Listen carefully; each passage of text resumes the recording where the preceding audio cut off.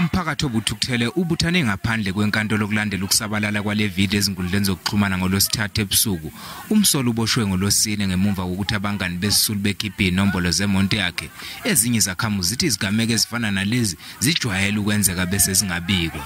On Monday, on the 24th, we'll be here to show solidarity and stand together as community members. We cannot live like this. We are tired of all these things that are happening. We cannot be sugarcoating everything that is done by white people. We love them, but they hate us. That one is the reality. We cannot run away from it. Ngemumva kokuvela enkantolo umsolo uhlonzwe njengoCornelius Pretorius ubhekene namacala amabili okushaya ngenhloso yokulimaza nokukhomba umuntu ngesibhamu.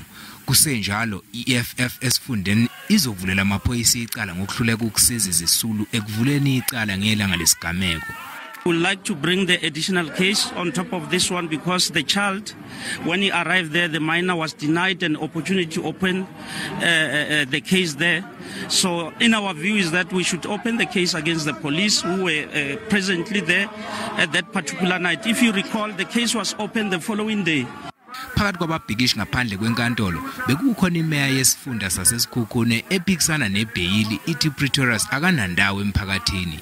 Very much disappointed about the behavior of Mr. Pretorius. He doesn't deserve to be in the society with the behavior that he displayed. Icala lizobuyela enkantolo ngolwesihlanu oluzayo ukuze ezofaka isicelo sebheyili.